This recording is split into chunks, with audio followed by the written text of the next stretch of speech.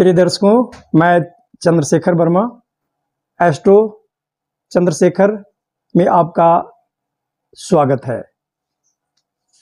पिछले एपिसोड में हमने जो बताया था कि शुक्र अस्त हो तभी प्रेम विवाह का नहीं होना एक बहुत बड़ा इंपॉर्टेंस है। बाकी जितने भी बातें हैं वो सभी लागू होता है, लेकिन शुक्र का अस्त होना ये प्रेम विवाह में बहुत बड़ा बाधक है। आज इसी टॉपिक को हम आगे करते हुए हम आप सबों के लिए एक विशेष वार्ता पे एक और नया चीज बताने जा रहा हूं, जिसे देखना है। शुक्र का नीच भंग है ना।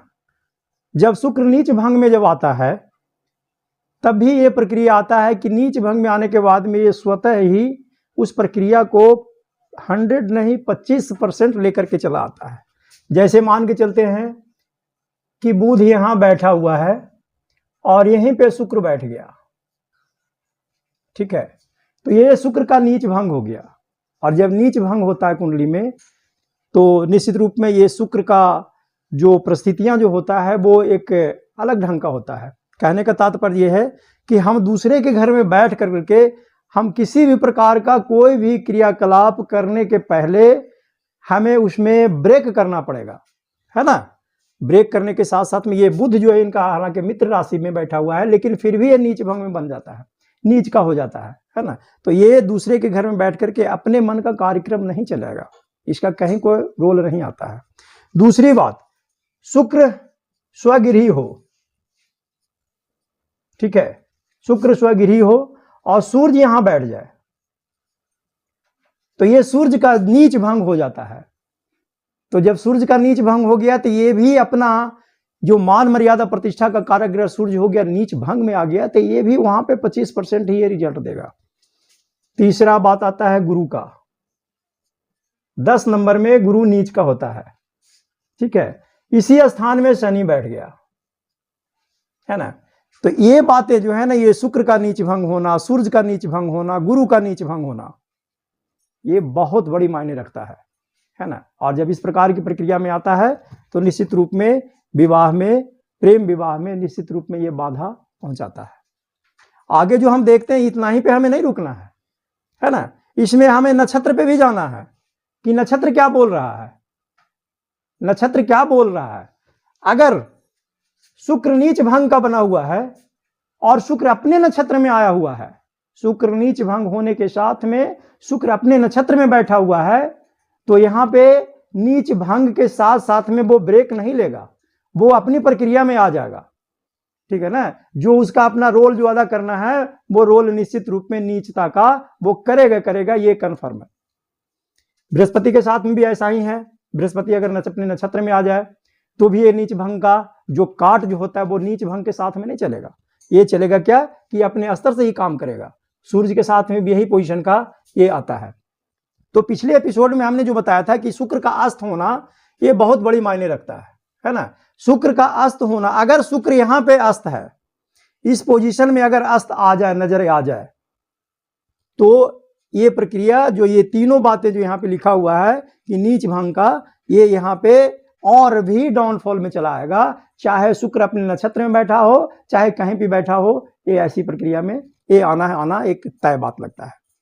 इससे एक वैवाहिक प्रक्रिया में ये निश्चित रूप में ये दिक्कत परेशानी जाता है।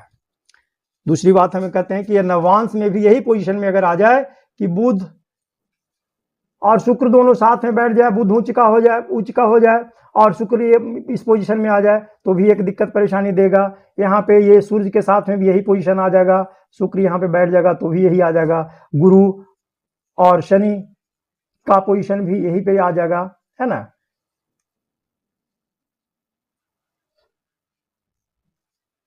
तो ये नववांश का भी यही स्थिति देखना है कि अगर नववांश में भी आएगा तो भी निश्चित रूप में ये 50% में लेकर के चला आएगा। नववांश में आने के बाद में ये 50% निश्चित रूप में लेके चला आएगा। जो यहाँ पे है वो वहां पे, तो हम ये इस माने में मानेंगे कि इसे निश्चित रूप में इस तरह का प्रक्रिया में निश्चित बाधा ये पहुंचाएगा। मन तो जाएगा दोस्तों, उसके बाद में फिर मन जाने के बाद में ऐसा नहीं है कि वो आगे बढ़ पाएगा, किसी न किसी प्रकार से उसे ब्रेक लगना ही लगना है, या फिर दिक्कत परेशानी और भी हो, और भी तरह का दिक्कत आ सकता है, ठीक है। अब हमें इस पे एक देखना है कि देखिए लोग कहते हैं कि अदर कास्ट है ना, ये अदर कास्ट की जो शादी विवाह जो होता है ना, जो प्रेम विवाह आज के प्रचलन जो भी चला हुआ है, इस प्रकार का लोगों का मन में एक दिमाग में बैठा हुआ है। तो ये अदर कास्ट की जहां तक बात आता है तो हमें ऊपर वाले ने हमें अदर कास्ट को बना करके नहीं भेजा। अदर कास्ट क्या है, ये हमने अपने स्तर से इस जीवन में एक अदर कास्ट में लेकर के चले आए, और इस अदर कास्ट का जो भी प्रक्रिया में आता है तो ये निश्चित रूप में वे ऊपर वाले के हिसाब से तो निश्चित है कि एक व्यक्ति का ही माना जाएगा, एक व्यक्ति माना जाएगा और कुछ नहीं माना जाएगा। इसको हम जोर देकर के नहीं चलेंगे। कई ज्योतिषियों का मानना है कि इस प्रकार का प्रक्रिया का देता है, लेकिन ऐसा मेरा मानना ऐसा नहीं है। ठीक है, एक और बात हम इसमें जाहिर करेंगे कि अगर शुक्र नीच का है, जो प्रेम विवाह की जो बात हम करते हैं, ठीक है, अगर शुक्र नीच का है, सूर्य नीच का है, बृहस्पति नीच का है, तो ये 100 के 100 माना जाएगा कि प्रेम विवाह का होना एक तय बात माना जाता है। लेकिन इसमें एक बात और इसमें जोड़ रहा हूं, जिसमें कि शुक्र अगर नीच का है तो ऐसा देखा जा गया है, हमारा प्रैक्टिकल में हमारा देखा हुआ है कि शुक्र अगर नीच का है तब वो करेगा क्या, व्यक्ति एक छिछोरापन टाइप का करेगा, एक नीचे स्तर का प्रेम विवाह का स्तर में जाएगा, अपने आप रहेगा, ऊंचा में रहेगा, और वो अपने नीचे स्तर के प्राणी से, वो नीचे स्तर के व्यक्ति से वो प्रेम करने का एक संकेत मिलेगा। वहीं पे उच्च का अगर शुक्र रह जाए तो ऐसे व्यक्ति में होता है क्या है ना कि वो हाई फाई का डील करता है, हाई फाई में डील करता है। कहने का तात्पर्य है कि हम भूखे मर जाएंगे लेकिन रोड पे नहीं खाएंगे, है ना, ये इस तरह का प्रक्रिया में आता है। तो रोड पर हम नहीं खाएंगे, हमारे लिए चाहिए तो चाहिए अच्छे पोजीशन में जाएंगे, अच्छे होटल में खाएंगे, अच्छा भूखे रह जाएंगे, लेकिन हम उस तरह का खाना नहीं खाएंगे। तो ये इस तरह का शुक्र उच्च होने के कारण जो है इस तरह का रिजल्ट देता है। वो उच्च क्वालिटी में व्यक्ति जाता है, अपने से ऊंचे स्तर पे जाकर के उसका प्रेम विवाह होने का एक संकेत मिलता है, जो कि आज भी देख सकते हैं कि इस तरह का प्रक्रिया में आता है। लोग कई बात से इग्नोर भी करके चलते हैं, कई बात से ये भी करके चलते हैं, तो इसका जो है इस तरह का एक प्रक्रिया में आता है। अब मेन बात रह गया कि इसमें ये शुक्र का यहाँ पे भी अस्त होना एक बहुत बड़ी प्रॉब्लम्स आएगा। जब अस्त है तो हम एक ही बार बता चुका हूं कि अस्त जब रहेगा तो निश्चित रूप में इस प्रक्रिया से वो बाधित रहेगा, ये कंफर्म है। प्यारे दोस्तों, आगे जाकर के हम इसी मैटर पर और दोबारा एक और नए प्रक्रिया का, इसमें कुछ जो छूटा हुआ रह गया है उसे पूरा करेंगे।